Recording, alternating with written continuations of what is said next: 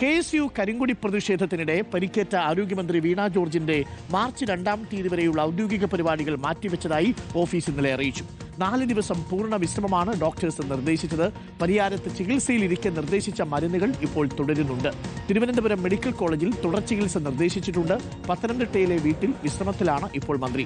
പ്രവീൺ പുരുഷോത്തമനുണ്ട് കൂടുതൽ വിവരങ്ങളുമായി. Praveen, very good morning. Praveen, മിനിസ്റ്റർക്ക് ഒരുപാട് തിരക്കുകളുള്ള ദിവസങ്ങളായിരുന്നു ഇത് എന്നാണ് ഞാൻ മനസ്സിലാക്കുന്നത്. ഒരുപാട് ഉദ്ഘാടനങ്ങൾ മണ്ഡലത്തിൽ തന്നെ ഉണ്ടായിരുന്നു. ഇന്നലെ അതിവേഗം വന്ദേ ഭാരതിൽ മഞ്ഞാന്നെത്തി. അതിനുശേഷം ഈ 2 ദിവസങ്ങളിൽ സജീവമായിട്ട് നിൽക്കേണ്ട സമയമാണ്. ആറന്മുളയിൽ മന്ത്രി വീണ ജോർജിന്റെ പേരാണ് ഇക്കുറിയും CPM ജില്ലാ സെക്രട്ടേറിയറ്റ് തന്നെ കൊടുത്തിരിക്കുന്നത്. അപ്പോൾ തെരഞ്ഞെടുപ്പിന് തൊട്ട് മുമ്പ് വളരെ സജീവമാവേണ്ട ദിനങ്ങളിലാണ് ഇപ്പോൾ മന്ത്രിക്ക് വിശ്രമം വേണ്ടിവരുന്നൊരു സാഹചര്യം ഉണ്ടായിരിക്കുന്നത്. മന്ത്രി ഇന്നും നാളെയും വീട്ടിൽ തുടരാനാണോ സാധ്യത, പ്രവീൺ?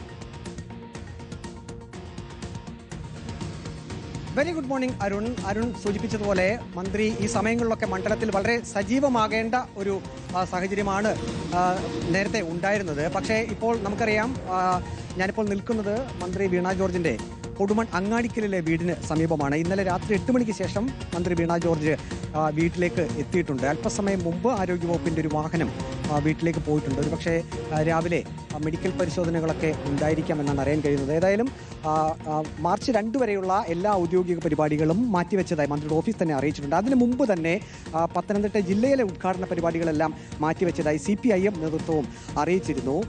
പ്രധാനപ്പെട്ട നിർമ്മാണ പദ്ധതികളുടെയൊക്കെ ഉദ്ഘാടനങ്ങൾ നടക്കേണ്ടതായിരുന്നു. പത്തനംതിട്ട ജില്ലാ സ്റ്റേഡിയം, ഒപ്പം പത്തനംതിട്ട ജനറൽ ആശുപത്രിയുടെ പുതിയ കെട്ടിടത്തിൻ്റെ ഉദ്ഘാടനം, അങ്ങനെ നിരവധി പദ്ധതികളൊക്കെ അതിൻ്റെ നിർമ്മാണം പൂർത്തീകരിക്കുന്ന ഒരു സാഹചര്യം കൂടിയായിരുന്നു ഇത്. ആ സമയത്താണ് മന്ത്രി ഇപ്പോൾ ഒരു വിശ്രമം വേണ്ട ഒരു സാഹചര്യത്തിലേക്ക് പോയിരുന്നത്. അത് മന്ത്രി വീണ ജോർജിനെ സംബന്ധിച്ച് തന്നെ അത് വലിയ നഷ്ടം എന്ന് തന്നെ പറയാം. ഇപ്പോൾ നമുക്ക് കാണാം, ഇവിടെ നേരത്തെ യൂത്ത് കോൺഗ്രസിൻ്റെയൊക്കെ വലിയ സമരങ്ങൾ നടന്നിരുന്നു. ആ സമയത്ത് അതിൻ്റെയൊക്കെ ബാരിക്കേഡുകൾ ഇപ്പോഴുമുണ്ട്.